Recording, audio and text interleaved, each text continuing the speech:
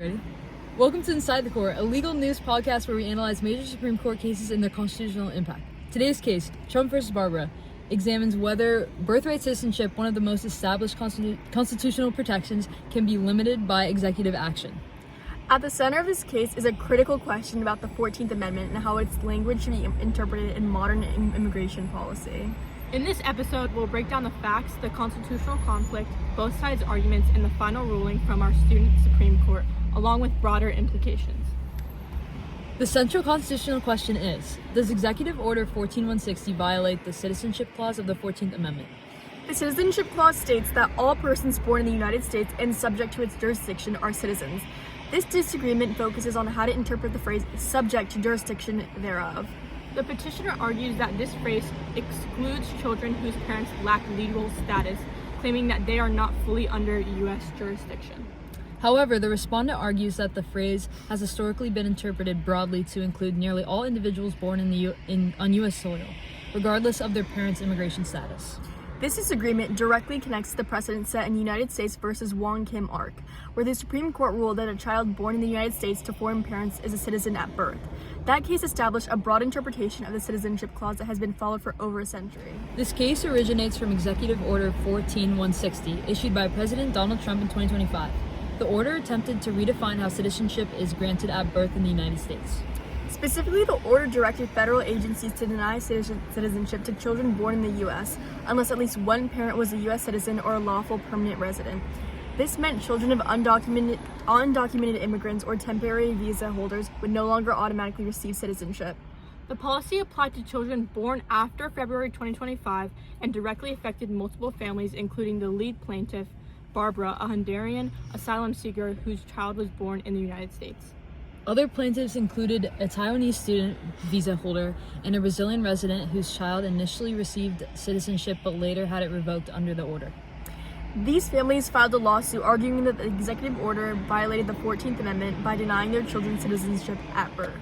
In a 7-2 decision, the Supreme Court ruled in favor of Barbara, striking down Executive Order 14160 as unconstitutional.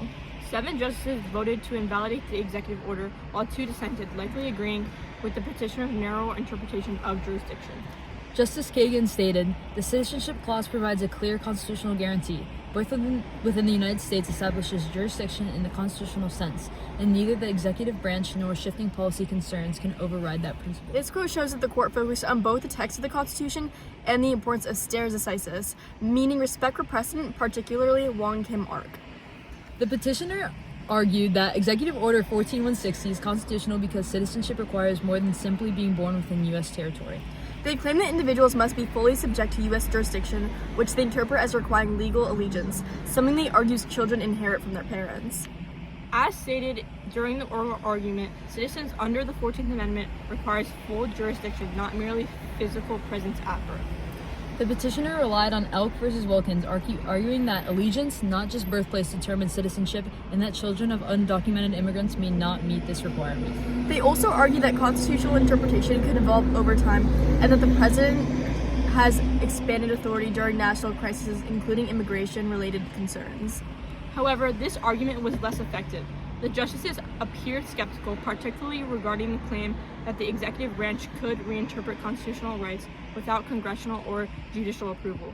The argument required the court to both overturn precedent and accept a broader scope of executive power, which reduced its persuasiveness. In this case, the petitioner is President Trump, defending the constitutionality of the executive order, while the respondent is Barbara, representing families seeking to block the policy as unconstitutional.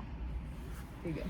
This creates a constitutional conflict between two approaches, one that emphasizes original reinterpretation of constitutional language and another that prioritizes long-standing precedent and consistent application of a law. It is likely that the real Supreme Court would reach a similar conclusion.